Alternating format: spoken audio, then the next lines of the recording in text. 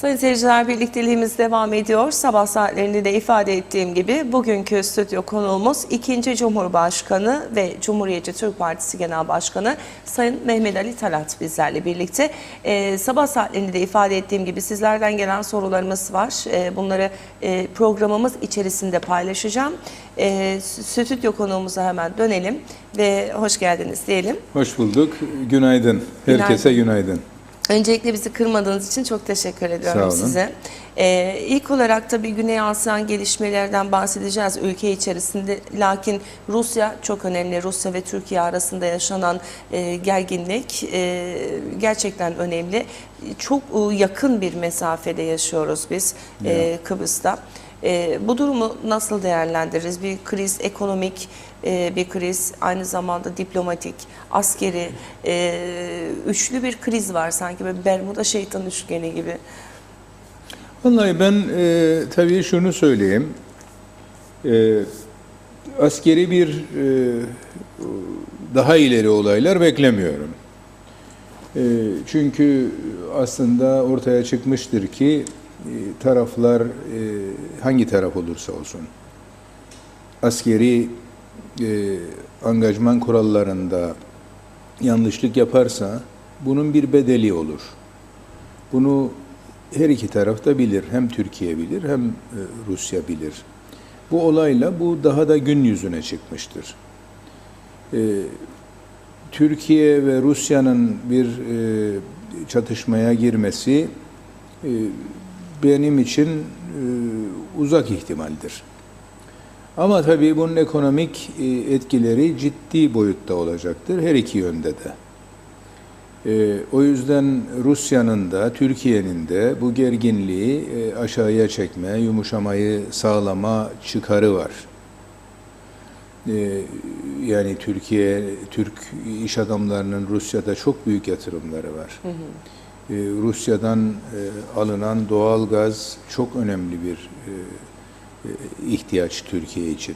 Aynı zamanda Türkiye üzerinden Avrupa'ya ulaşacak doğal gazı var Rusya'nın vesaire. Bütün bunları düşündüğümüzde Türk ekonomisini ne çok ciddi girdi sağlayan Rus turistler var.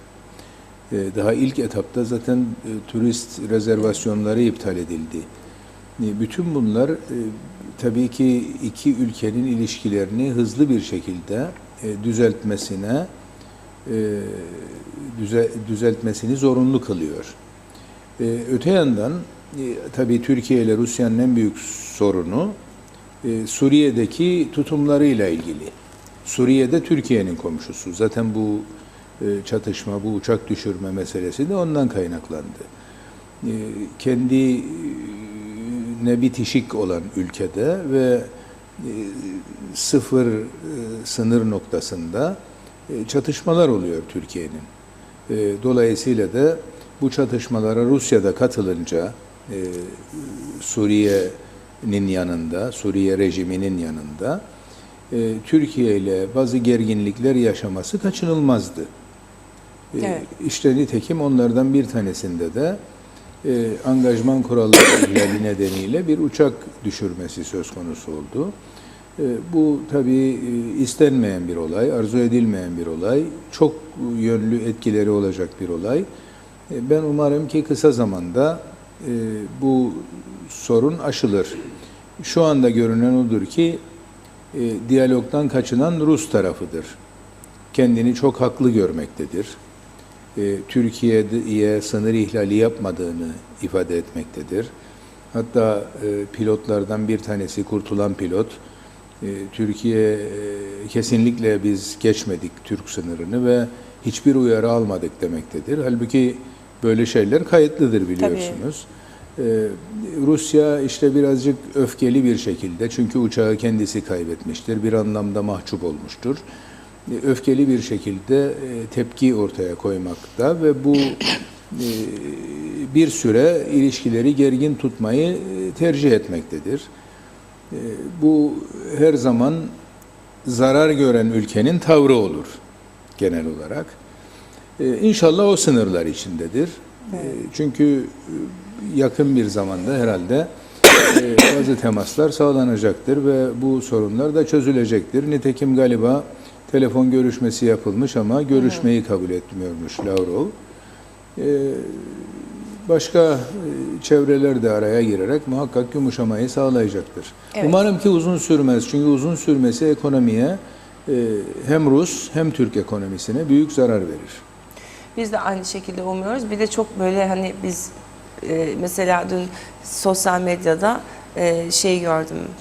İşte Kıbrıs'taki insanlardan veya siyasilerden işte Rusya ve Türkiye arasında yaşanan gelişmelerle ilgili bir gazeteci niye hiç ses çıkmıyor dedi.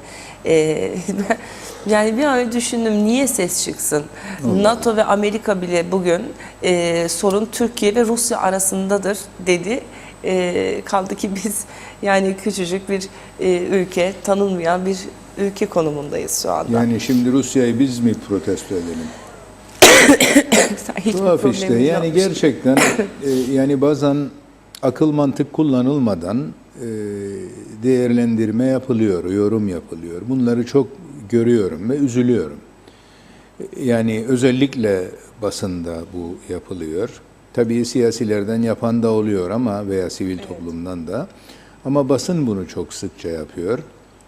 Bunun da sebebi size söyleyeyim. Bir kere yaratılan havadır. Marazi bir hava vardır. Hiçbir şey iyi değildir. Hiçbir şeyi yapamıyoruz. Hiçbir şeyi siyasiler yapamıyor. Bütün kabahat siyasilerindir. Ne olursa olsun, kimin ihmaliyle olursa olsun, örneğin bir ölüm oldu mu kabahat siyasilerindir.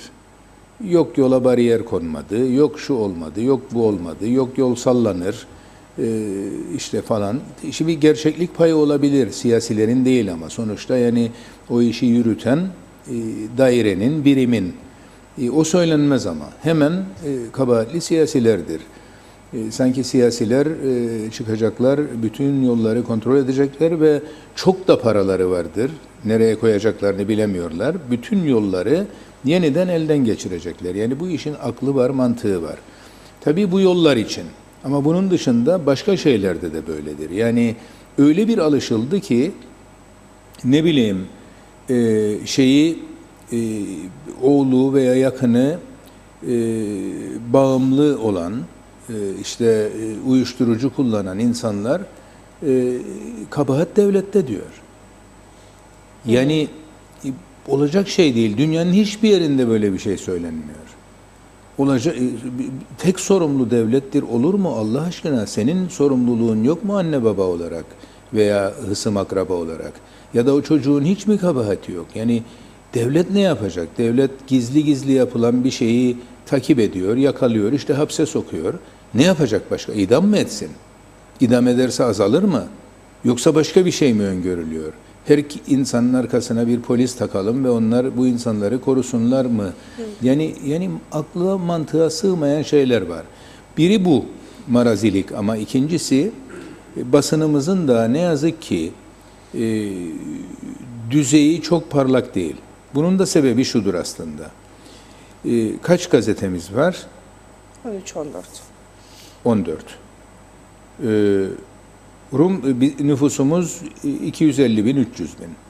Rum tarafının nüfusu 800-900 bin. O tarafta 5-6 tane gazete var. Ama gazetelerin bu defa kalitesi yükselir. Hem muhabir sayısı artar, hem ihtisaslaşma sağlanır. Yani bir gazetenin ekonomiyle ilgili muhabiri ayrı olur, diplomasiyle ilgili muhabiri ayrı olur. Efendime söyleyeyim, şeyle ilgili, sosyal yaşamla ilgili muhabiri ayrı olur. Yani aklınıza gelen her alanda ihtisaslaşma gerçekleşir. Bizde hepsini aynı kişi yazar. O yüzden bir habere bakarsınız, başıyla sonu birbirini tutmaz. Çok rastlarım buna. Bazen gazetecileri arar uyarırım. Bakın bu yazdığınız doğru değil, tutarlı değil, gerçeği böyledir diye yazarım. Çünkü o gazeteci, zaten birkaç gazeteci var her bir gazetede. Onlar yeterli zaman ayıramıyorlar ne eğitimlerine ne de haberi yapmaya. Doğru. Böyle sıkıntılar var. Halbuki bu sayı daha az olsa, yani bunu çıkaran insanlar,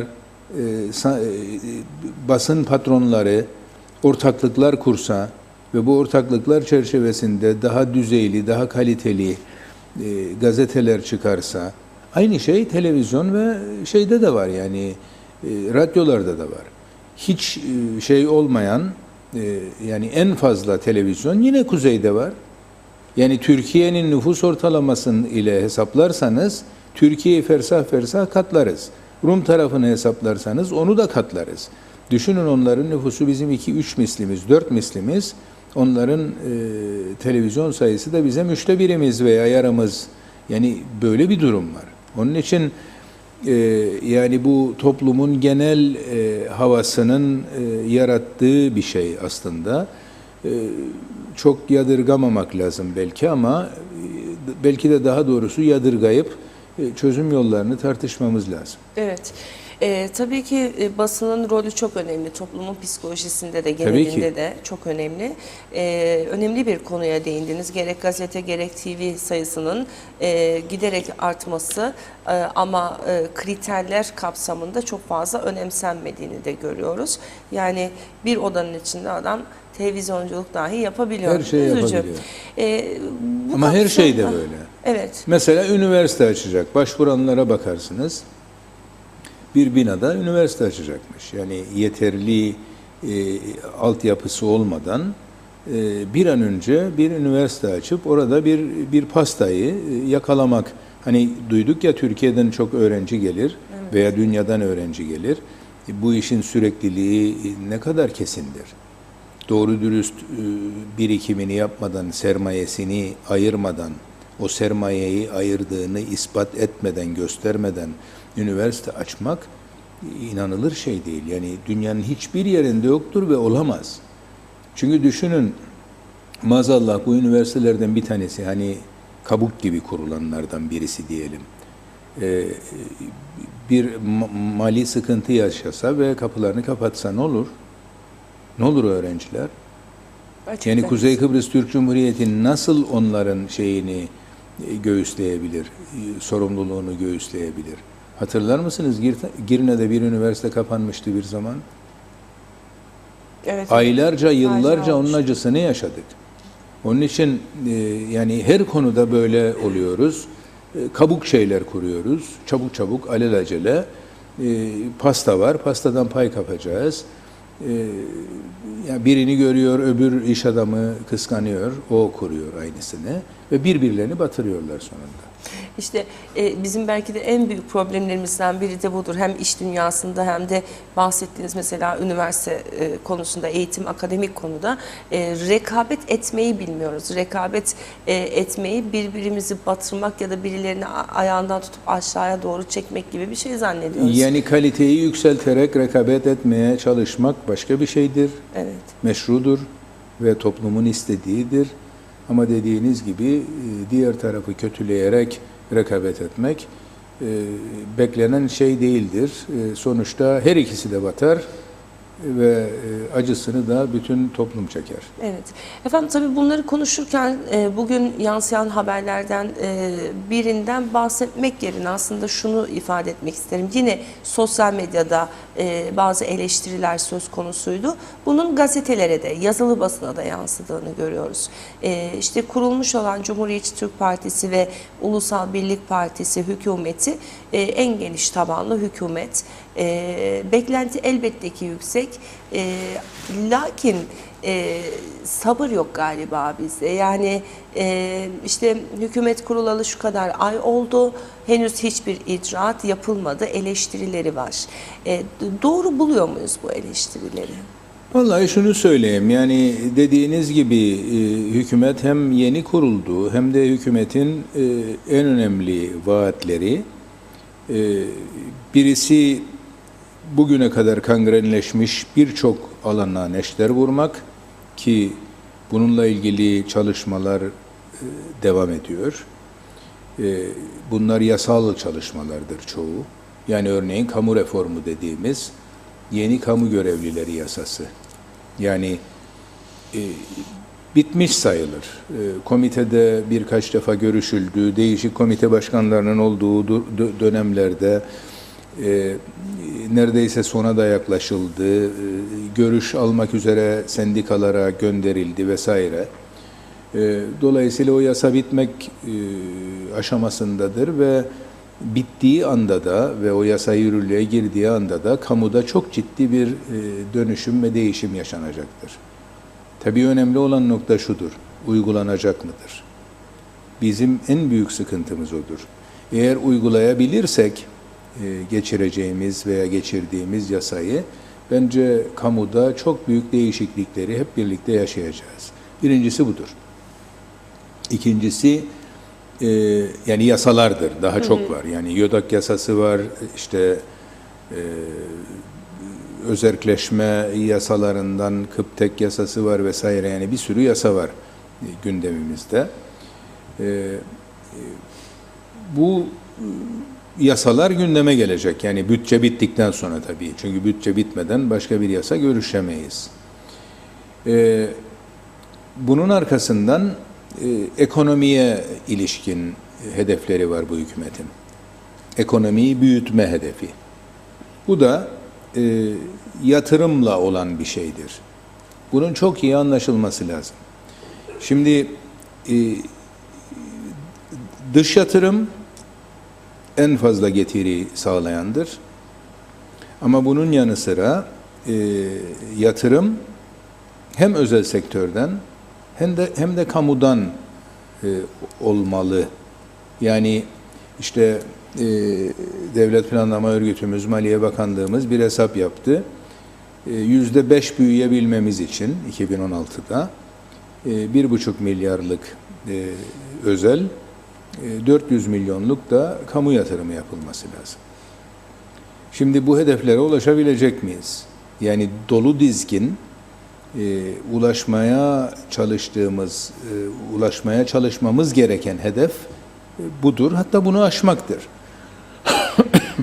Dolayısıyla yatırımcının önündeki engelleri aşmamız lazım, açmamız lazım.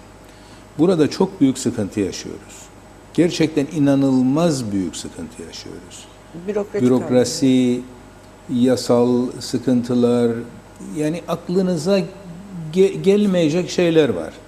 Yani örneğin bir büyük otel yatırımını kumarhane ön izni sayısının, kotasının dolması nedeniyle alamıyoruz. Şimdi biliyorum kamuoyunda işte kumarhanelere karşı tepkiler falan var ama yetiştik zamanında kumarhane izni vererek açtık bütün otelleri.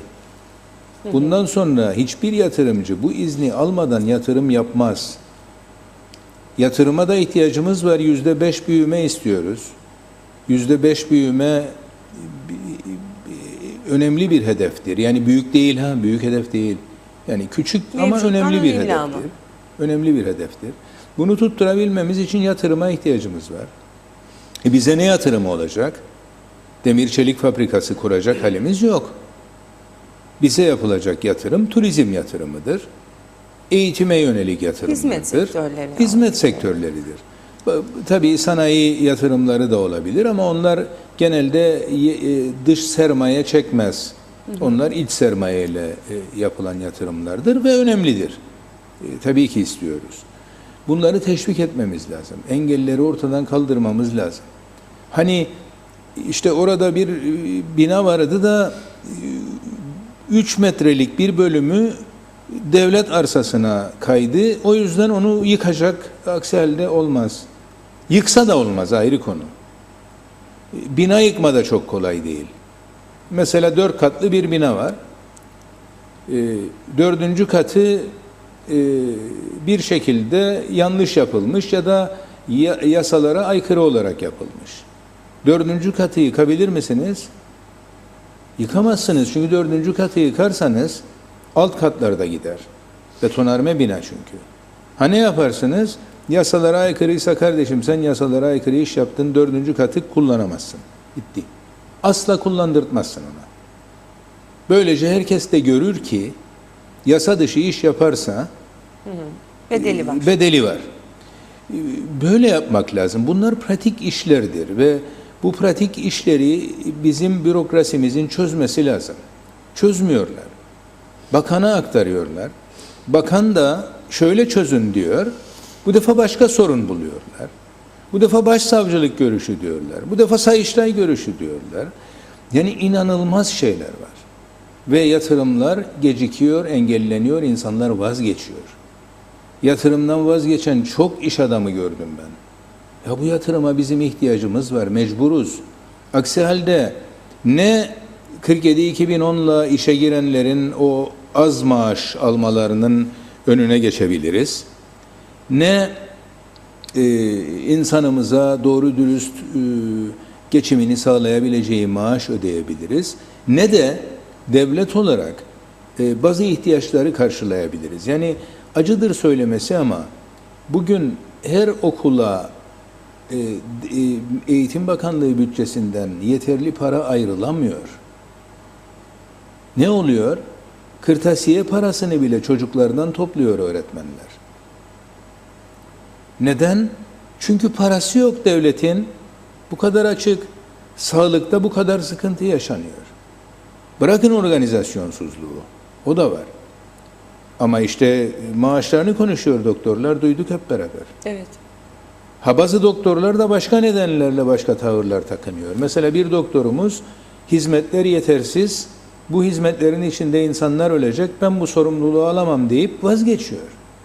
Düşünebilir misiniz? Yani bütün bunlar gösteriyor ki paraya ihtiyacımız var. Para lazım. Para nereden gelecek? Yatırımların yarattığı katma değerden gelecek. Ha bu arada ekonomiyi yani yatırım çünkü yeni bir şey ekleme demektir mevcut ekonomiye. Nüfusumuz da büyüyor belli oranda. O nüfus oranında bir büyümeyi sağlamamız lazım. Sağlayamazsak ve aynı ekonomi içinde döneriz, fakirleşiriz. Gelirlerimiz azalır. Ha mesela bazen sendikalarla konuşuyorum.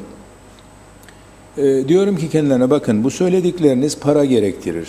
Bu bütçeden buna para ayıramayız.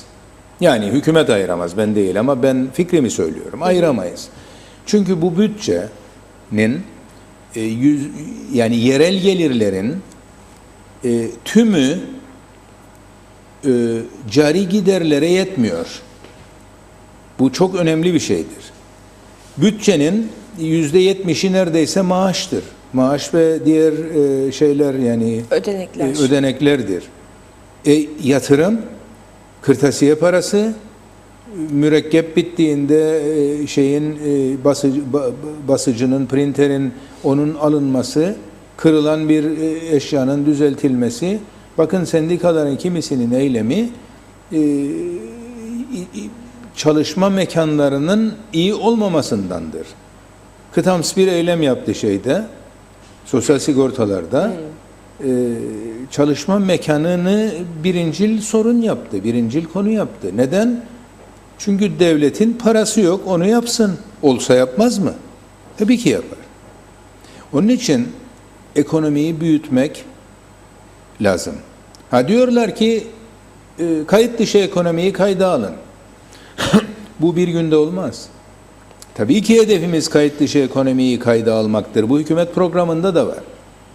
Ama hükümet programındaki bu hedefe ulaşabilmemiz için bazı otomasyonları geliştirmek, teknolojiyi kullanmak ve sonuçta vergi verme bilincini de insanlarımızda geliştirmek zorundayız.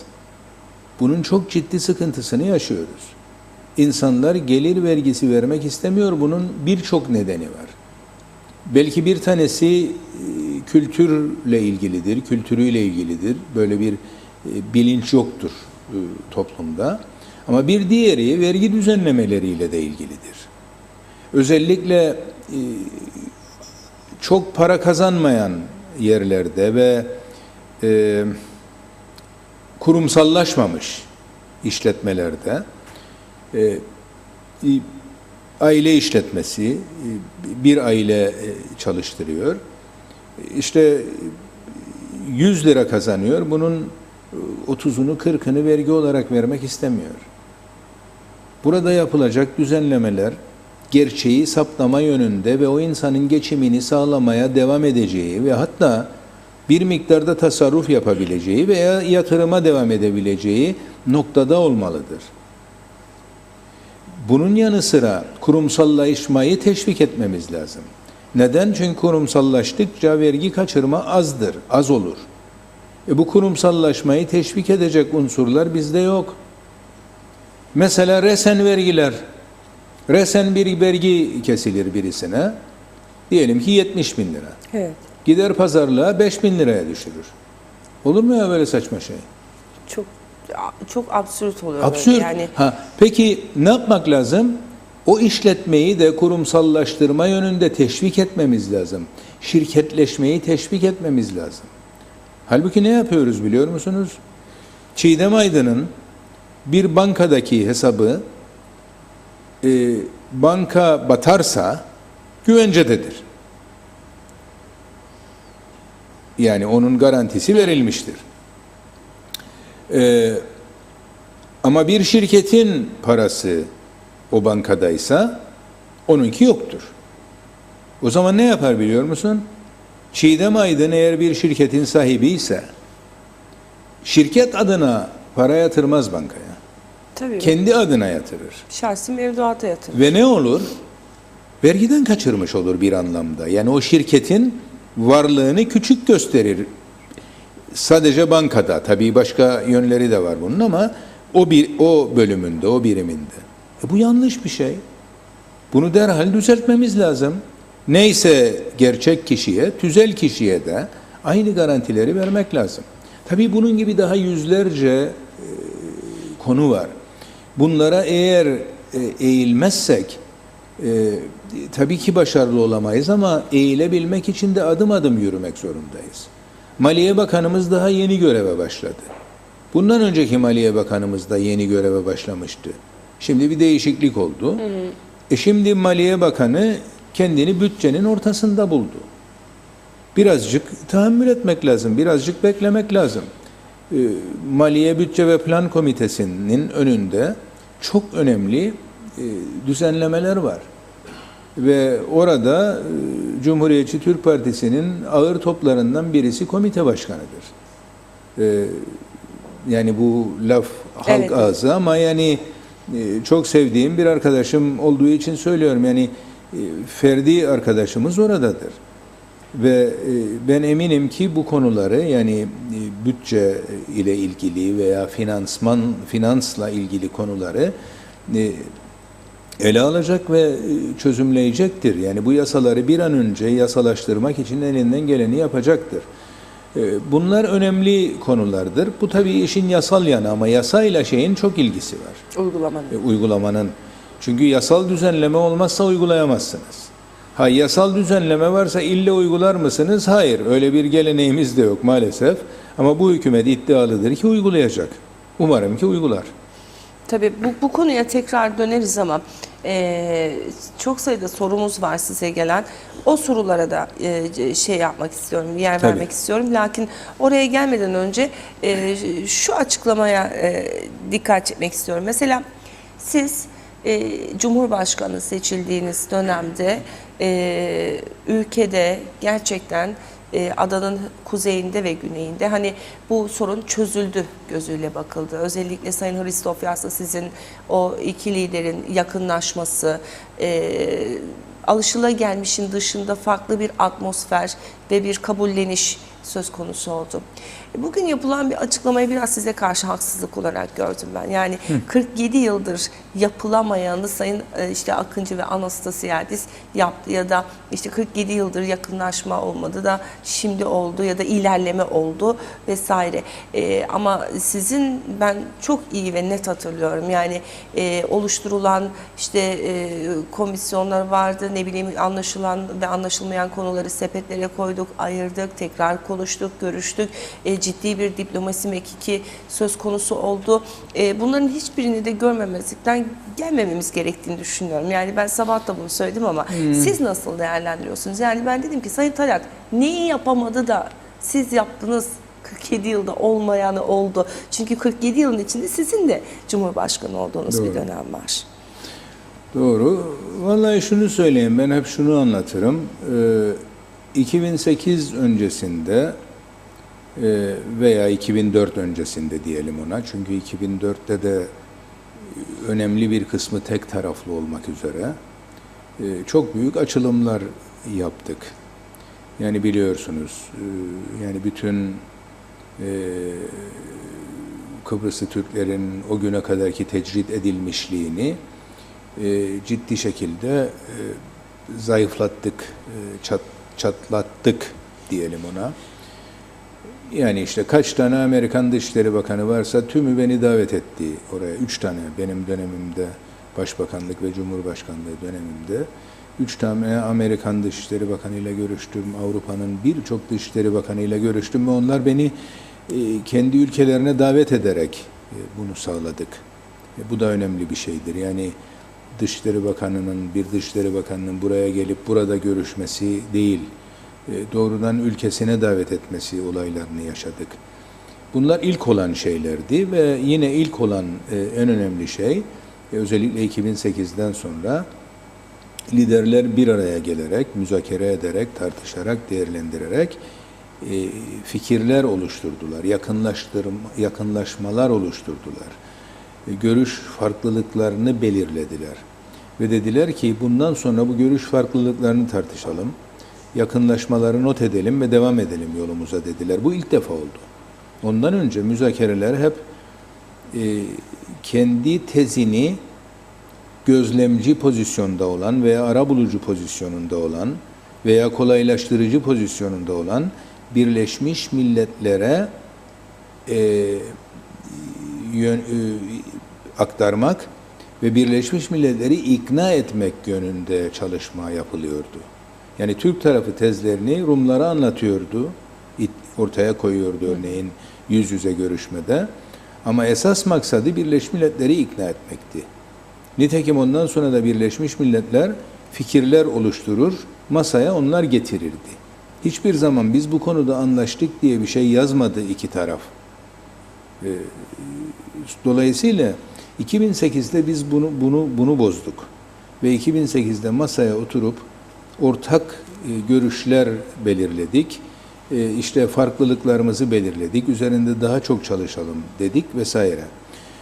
İlk defa orada bu başarıldı ve yönetim ve güç paylaşımı, Avrupa Birliği ilişkileri ve ekonomide, yani 6 başlığın 3'ünde çok büyük ilerlemeler kaydettik. Bunları görmemek olmaz. Nitekim daha sonra Kıbrıs Türk tarafı biz varılan mutabakatları tümünü kabul ediyoruz dedi. Sayın Eroğlu da söyledi, Sayın Akıncı da söyledi. Gerçi Sayın Eroğlu öyle demiş olmasına rağmen bunların üzerine bir şey eklemedi, eklemeye çalışmadı. Yani süreci dondurdu bir anlamda, orada dondurdu. Sayın Akıncı ise bunun üstüne bir şeyler ekledi. Yani gerçek durum budur. Kimin ne dediği çok önemli değil benim açımdan. Benim açımdan önemli olan gerçekten bu sorunu bir an önce çözmektir. Çünkü bakın en küçük bir olay olur. Bir uçak düşer Rusya'nın Türkiye sınırında veya Türkiye sınırının içinde vurularak bizim ekonomimiz perişan olur. Tabii ki sorun çözülmüş olsa yine olacak belki ama Avrupa Birliği gibi bir ailenin içinde birazcık daha herkesin başına gelen düğün, bayram misali gerçekleşecek. Bağımlılıklar azalacak vesaire. Bütün bunlar için de çözüm şart. Evet. Sayın Tayyat, Avrupa Birliği ailesi içerisinde mi kendinizi daha güvende hissedersiniz yoksa Türkiye ile birlikte mi? Şimdi Türkiye ile birlikte dediğinizde neyi kastedersiniz? O önemli. Biz zaten Avrupa Birliği içinde olduğumuzda da Türkiye ile birlikte olacağız.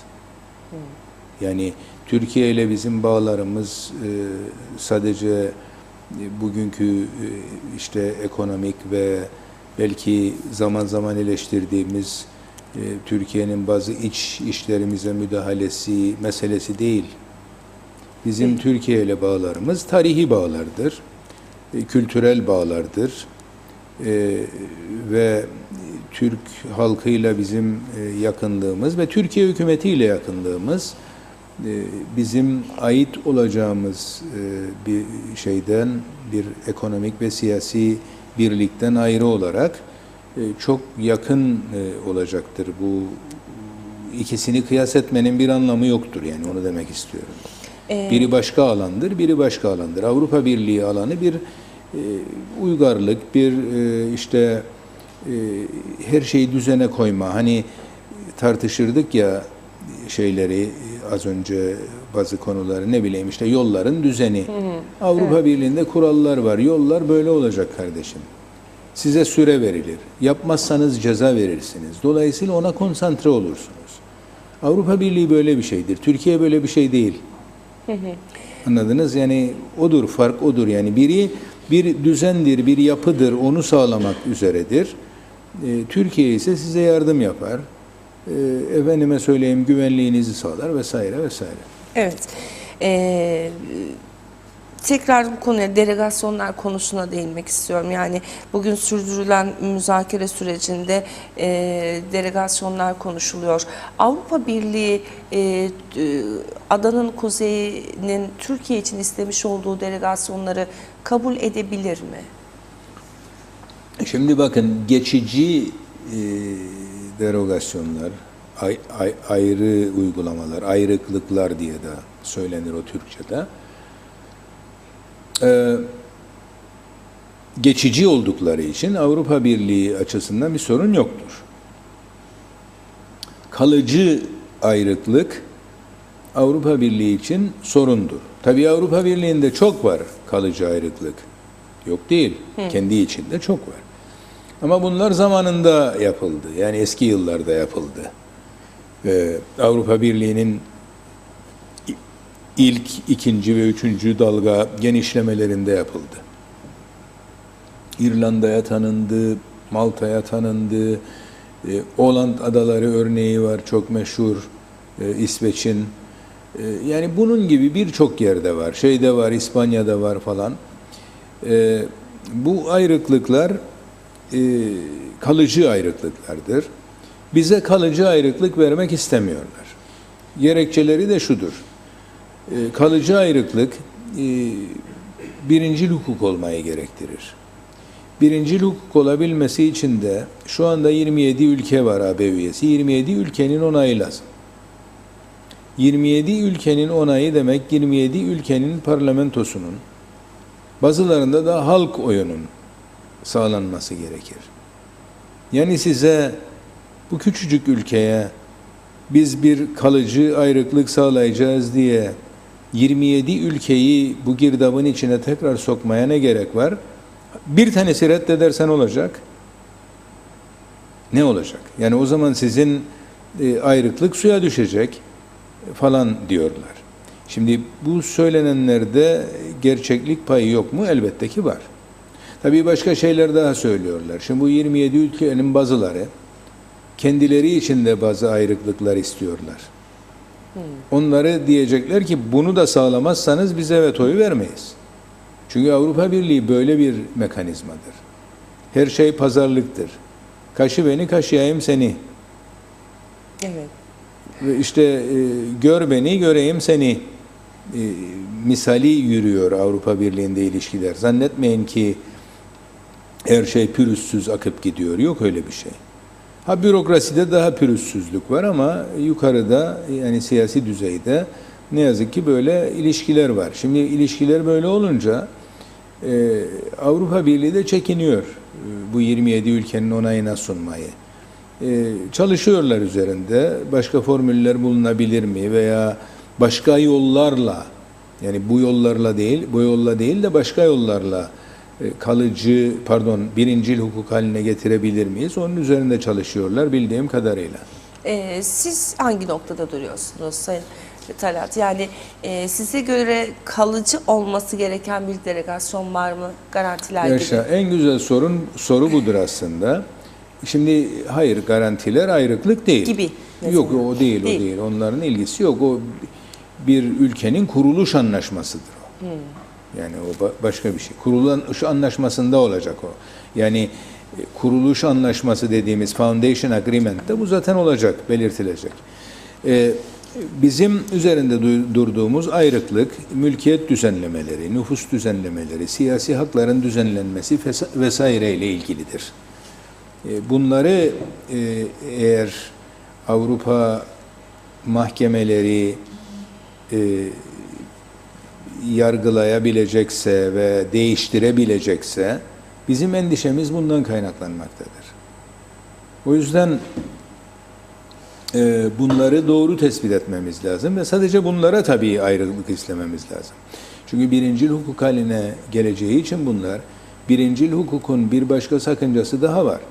Siz bütün anlaşmanızı birincil hukuk yaparsanız, o zaman anayasanızda en küçük bir değişiklik yapacağınızda 27 ülkenin onayı gerekecek. O zaman Tabii yani onun için birincil hukuk yapamazsınız onu. O yüzden neyi birincil hukuk yapacağınızı belirlemeniz lazım. Onları belirlerseniz olur.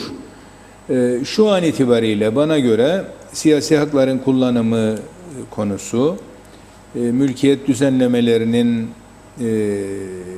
işte Avrupa mahkemeleri tarafından bozulmasının önüne geçmek gibi birincil hukuk haline getirilmesi gereken hususlar var.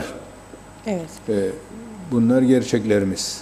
Peki bu iki özel, yani bu iki önemli maddeyle ilgili yeteri kadar Kıbrıs Türk liderliğinin tutumunu yerinde buluyor musunuz? Yani veya görebildiğimiz kadarıyla. Vallahi çünkü benim izlenimim evet, yani bir sıkıntı yok diye düşünüyorum.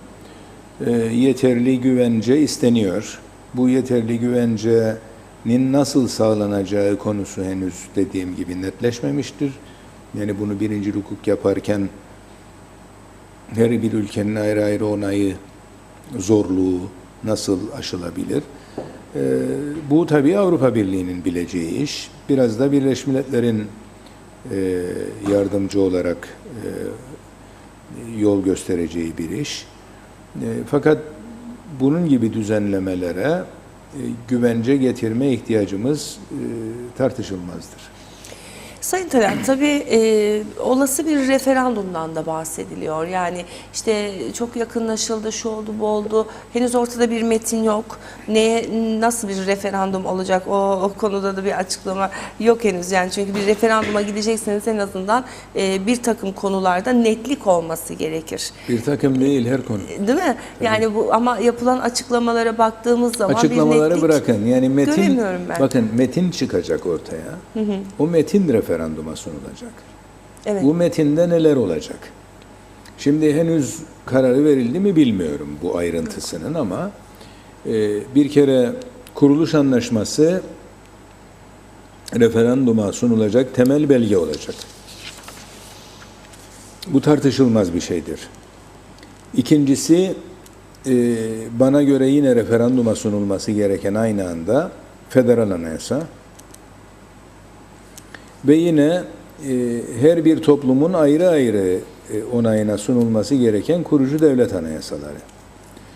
Bunlar temel metinler olarak ilk etapta referanduma sunulmalıdır. Annan planında başka bir yöntem izlenmişti.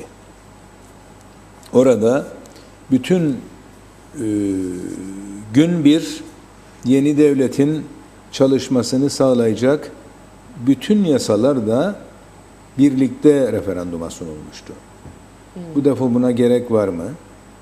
Gerek olacaksa bütün bunlar sizin de dediğiniz gibi haklı olarak ne zaman bitecek ve kamuoyunun bilgisine getirilecek? Çünkü Annan Planı 2002 Kasım'ında sunuldu. Belliydi içerik. Anayasada içindeydi. Kuruluş anlaşması da o metnin içindeydi. Bir tek kurucu devlet anayasaları yoktu. Metin aylarca tartışıldı ve ondan sonra referanduma sunuldu. Gerçi daha hızlı referandum öngörülüyordu ama o süredelere uygun hareketler olmadığı için özellikle Türk tarafından bu iş ertelendi ve şeyde sunuldu. Daha sonra sunuldu. 2 yıl sonra sunuldu. Dolayısıyla bu arada ıcığını cıcığını tartıştık. Tabii, ama bu defa o metin yok.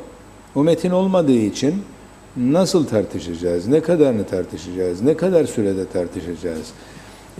Yani en azından bir ay, belki birazcık daha fazla süreye ihtiyaç var tartışmak için.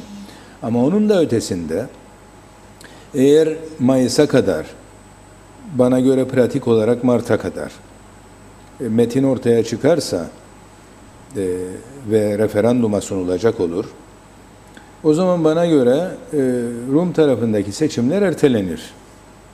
Ertelenmesi lazım. Böylece Rum halkı metni tartışır, seçimi değil. Hani bizim anayasa oylamasında yaptığımız yanlışı yapmazlar. Evet. Yani seçim sırasında anayasa değişikliklerini de gündeme getirip ona ret almak gibi bir şeye, yanlışlığa düşülmez. O seçim ertelenir, referandum yapılır. Bana göre referandumun hemen arkasından seçimlerin yapılması lazım. Gecikmeden, yani neyse işte 1 ay 2 ay içinde seçimlerin yapılması lazım her iki tarafta da. Böylece yani referandum için zaman kazanılmış olur. Yani Mart'ta biterse örneğin, Mayıs'ta yapılır referandum. 2 ay sonra herkes görmüş olur, öğrenmiş olur. Rum seçimleri olmaz o arada ve onun arkasından yeni yapının seçimleri yapılır. Evet. Peki olası bir referandumdan sonra sorulara geçeceğim. Onu da tamamlamak istiyorum. Olası son sorum bu size. Bana ait olan, diğerlerini izleyicilerimizden gelen sorularla devam ettireceğim. Olası bir referandumda anlam planında olduğu gibi yine güneyden bir hayır çıkar ve adanın kuzeyinden bir evet çıkarsa, o zaman Kıbrıs Türk tarafının yolu nasıl olmalıdır? Şimdi ne olmalıdır? Bunu aslında hiç düşünmek istemiyorum. Çünkü Kıbrıs Türk tarafına bağlı değildir Kıbrıs Türk tarafının izleyeceği yol. Sadece. Yani bakın, şöyle düşünün olayı. Diyelim ki Annan planında olduğu gibi biz eğer deseydik ki madem ki Rumlar reddetti, biz tanınma istiyoruz artık deseydik. Ki beklenen sonuç oydu veya aklın gerektirdiği davranış o olabilirdi. Ama tanınmayı kimden isteyeceksiniz? Dünyadan. Yani diğer devletlerden. Demek ki buradaki tutumunuz sizden çok dünyanın bunu nasıl algılayacağı ve nasıl tepki vereceği ile ilgilidir. O yüzden bizim yapmamız gereken şey şimdi gerçekten samimi olarak çözüm için çalıştığımızı kanıtlamak, ortaya koymak ve dünyaya bakın işte Kıbrıslı Türkler ellerinden geleni yapıyorlar demek. Olası bir Rum tarafının hayır deyişinde. Nasıl davranılması gerektiğini o gün kararlaştırabilirsiniz. Mesela şöyle düşünün. Eğer bugün bu olmazsa biz de böyle yaparız derseniz hemen organizasyon başlayacak. Dünya hop hop dur bakalım diyecek. En azından yarısı öyle diyecek. O gün geldiğinde de siz hiçbir şey yapamayacaksınız. Annan planının Rumlar tarafından reddedilmesi üzerine bazı arkadaşlar da bu görüşleri ortaya koydular. Biz tek taraflı olarak bunları uygulayalım dediler. Adımızı Kıbrıs Türk Devleti yapalım. Burada olduğu gibi. Annan planında olduğu gibi.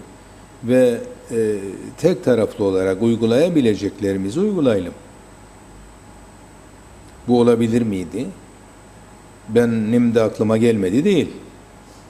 Ben hemen gerekli girişimlerimi yaptım. Ve iki büyüklerden, yani Güvenlik Konseyi'nin daimi üyesi iki büyük ülkeden, Amerika Birleşik Devletleri ve İngiltere'den, ki bunların arasına diğerlerini katamazdınız zaten. Çünkü onlar açık ve katıksız neredeyse Rumların yanındaydılar. Fransa birazcık ikilemdeydi o günlerde. Sonra tavrını belirledi o da. Ama diğerleri İngiltere ve Amerika Birleşik Devletleri daha objektif bakabiliyordu olaya. Ben bunları sondajları yaptım ve gördüm ki böyle bir şey yeni bir devlet ilanı olarak addedilecek ve anında Birleşmiş Milletler Güvenlik Konseyi tarafından takbih edilecek. Dolayısıyla böyle bir harekete girişmeniz durumunda fayda elde edeceğinize zarar edeceksiniz. Onun için diyorum ki onu sağlamamak için elimizden geleni yapalım. Ne yapacağımıza bugünden karar verip açıklamak son derece yanlış olur inancındayım. Evet. O gün koşullara göre, dünyanın koşullarına göre zaten ne yapacağımız ortaya çıkacak. Evet. Peki, teşekkür ediyorum. Şimdi bakalım isterseniz izleyicilerimizin mesajlarına nelerdir diye kısa kısa cevaplayalım. Tabii. Çünkü süremizin artık sonuna doğru geldik.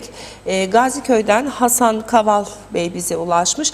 Cumhurbaşkanlığından parti başkanlığına dönerken çok iddialıydınız. Özkan Bey gitti, Ömer Bey geldi. Peki ne değişti diye sormuş. Ülkede Neyse, buyurun. birazcık daha yakından gözlesin. Devam edelim. Ülkede susuzluk başladı. Gazi Mausa Belediyesi dün açıklama yaptı. Su yetersiz diye. Ama Türkiye Cumhuriyeti sen gelen su işini halledemedik daha demiş. Bu işi neden özele bırakmıyorsunuz diye sormuş. Burada sizi etkileyen Gönyeli Belediye Başkanı mı? Hayır, özele bırakmak ne demektir? Var mı hiçbir örneği özel sektörün su işi yaptığı, dünyada demeyeceğim ama kendinin bildiği bir yerde var mı?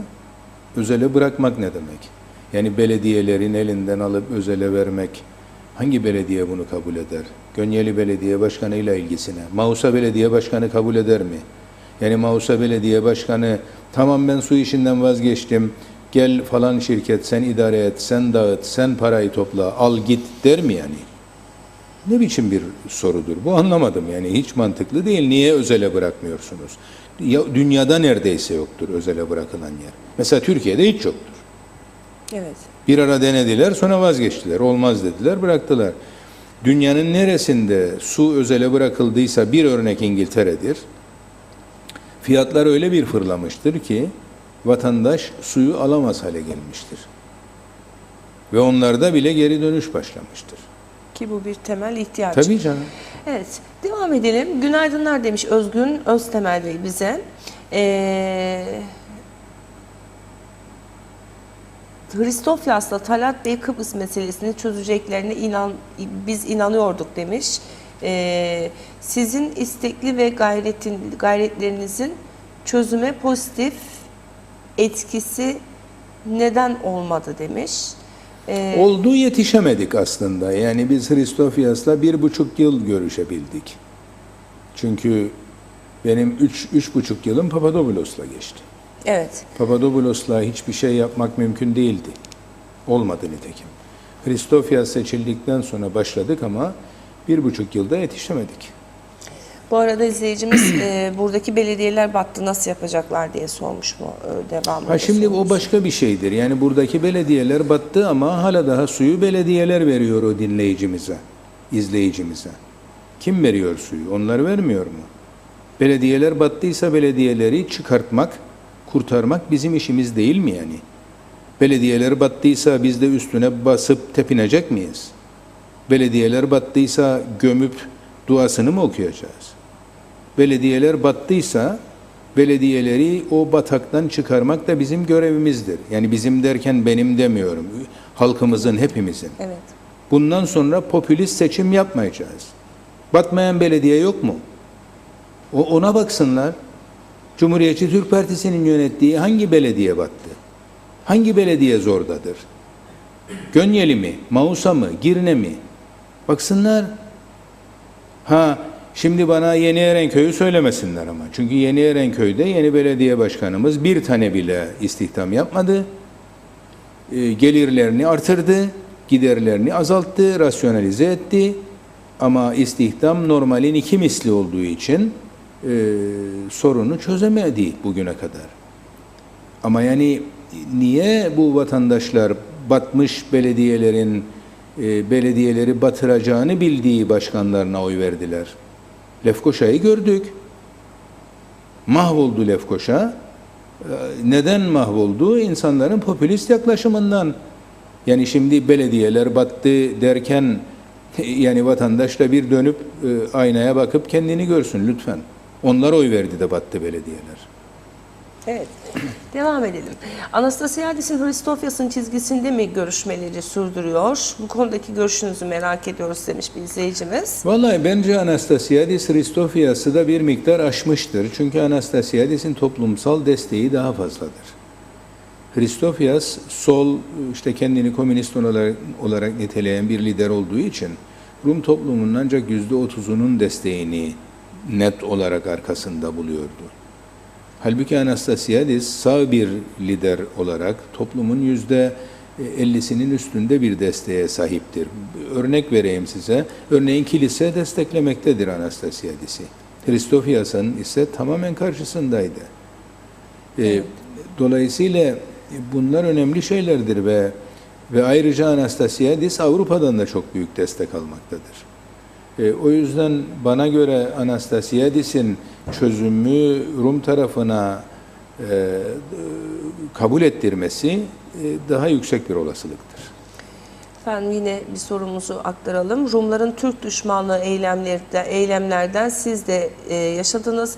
Kilisenin rolü çok kuvvetli olduğuna inanılıyor. İnanıyor musunuz? Ki bunu az önce söylediniz zaten. Vallahi kilisenin rolü yüksek ama kiliseyi de sonuçta ne derler ona hani doğru çizgiye çekmek, ruhani çizgiye çekmek herkesin bizim de dahil görevimizdir. Unutmayın bana yapılan saldırılar üzerine Başpiskopos beni arayıp üzüntülerini iletti. Evet. Yani bu olmayan bir şeydi, oldu.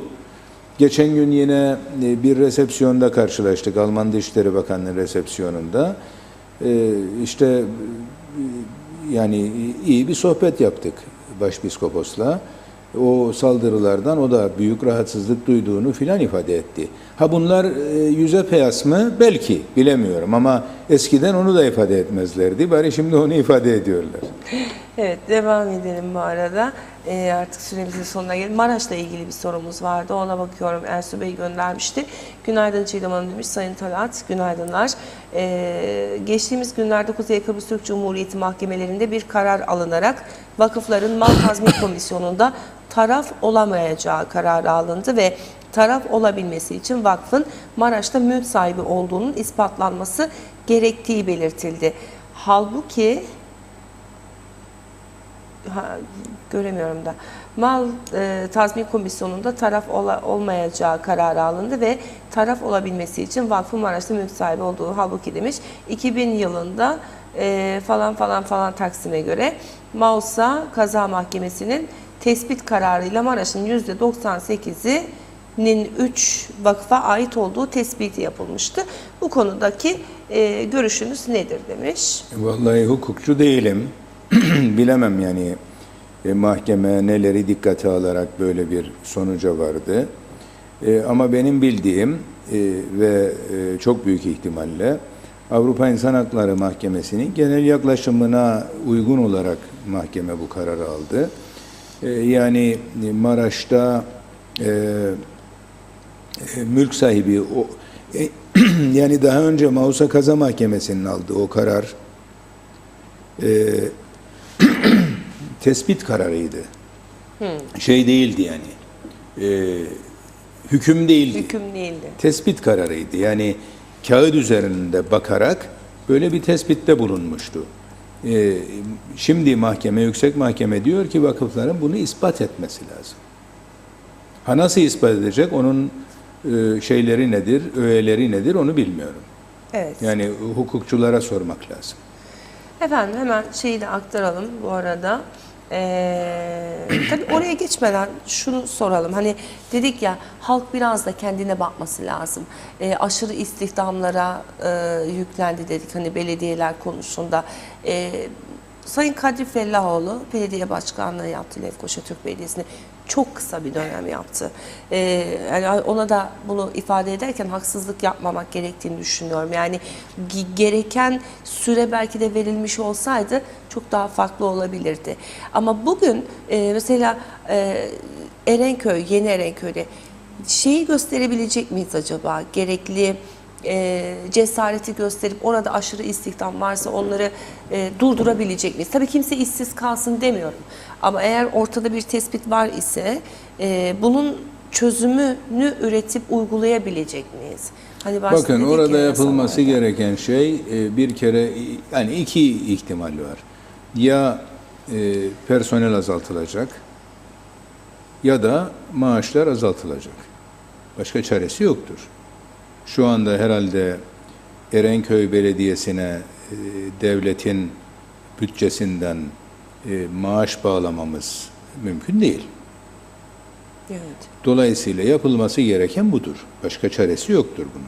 Bu söylediğiniz belki Lefkoşa için de emsal teşkil edebilir mi? Lefkoşa bilmem. Yani Lefkoşa'nın nedir durumu, mali durumu, ne noktadadır bilemiyorum. Çünkü Lefkoşa şey yapamıyor, katkılarını sosyal fonlara yapamıyor ama bildiğim kadarıyla maaşları ödeyebiliyor. Sonra bir şey daha söyleyeyim. Lefkoşa'nın kaynakları sınırsızdır. Şeyle aynı değil yani. Yeni Erenköy'le aynı değil. Yeni Erenköy zaten çok zengin olmayan insanların yaşadığı bir bölge. Tesis az. Devlet, yani belediyenin gelir elde edeceği tesis az. İşte bir tek Karpaz Geyit Marina var. Başkaca da büyük tesis yok benim bildiğim kadarıyla orada. Her şeyi de oradan alamaz. Zamanında belediye başkanı seçim kazansın diye normalin 2 misli insan istihdam etti orada. Borçlanarak ödedi. Borç limitleri doldu. Zorlanarak ertesi yılın kaynakları dağılındı. Yani şu anda Yeni Erenköy Belediyesi 2016'yı da kullandı. Düşünün. Ancak böyle buraya kadar gelebildi. Yani başka çaresi yoktur. Ya durduracak ya da maaşları düşürecek. Başka ihtimal yoktur şey için. Yapabilecek mi Sayın Tayyip? Yapmak zorundadır. Ya yapacak ya da sonuçta Lefkoşa'ya benzeyecek. İşte yeni bir şey yapılacak, düzenleme yapılacak. Belki yeni bir seçime gidilecek vesaire. Yapmak zorundadır. Niçin yapmayacak yani? Bu belediye başkanının suçu değil ki bu. Hem de size söyleyeyim, en küçük bir günahı yok. Tek günahı var aslında. Tek günahı geldiği gün bunları yapmamasıdır. Görüyordu geleceği. Aman belki bir çare buluruz. Aman bir şey düzeltiriz de gelirlerimiz artar. Şimdi doğru, bazı talepleri var. Mesela o bölgede emlak vergileri çok düşüktür. Emlak vergileri artırılabilir ama unutmayın, bakın ne diyorum size, emlak vergisi. Yani nedir? Vatandaş ödeyecek. Yani sonuçta eski belediye başkanının popülizm uğruna aldığı, seçim kazanma uğruna aldığı insanı, artırdığı personel sayısını oranın vatandaşı ödeyecek. Yani şu anda siz görüyorsunuz bu eylemler yapılıyor ama dikkat edin, vatandaş desteği yoktur. Yoktur çünkü olamaz. Vatandaş ödeyecek. O zaman vergileri artırsınlar. 2 misli yapsınlar vergileri. Olur yani, olmaz değil. Vatandaşın günahı ne o zaman da, öyle değil mi? Ama başka çare yok. Evet. Ya o olacak ya o. Başka ne çare olabilir? Yani bu yürüyüşün işte hükümete sesini duyurmanın, hükümeti baskı altına almanın, meclisi baskı altına almanın hedefi ne yani? Ben anlamış değilim. Dikkat edin, açıklanmıyor zaten. Ne deniyor? Maaşlarımızı alamadık. Belediye başkanı ne diyor ya da yöre belediye başkanları? Biz işte Erenköy Belediyesi'ni destekliyoruz. Ama nasıl? Ne istiyorsunuz? Onu söyleyin. Bakın söylemiyorlar. Evet. Söylemiyorlar. Hiçbir gazetede çıkmadı. Ben bir miktar tahmin edebiliyorum ama şu anda göremiyorum. Ne tahmin ediyorsunuz? Vallahi boş verin. Tahminim bana kalsın. Peki. Yani bu belediyenin kurtulmasının ve bütün belediyelerimizin kurtulmasının yolu, bilecekler ki Evet, gelirleri bir miktar artırılabilir ama onu vatandaşlar ödeyecek. Bunu da bilecekler. Emlak vergileri gerçekten çok düşük kaldı. Onu artırmamız gerekiyor, biliyorum. Ama onun dışında belediyelerin yapması gereken giderlerini kısmadır.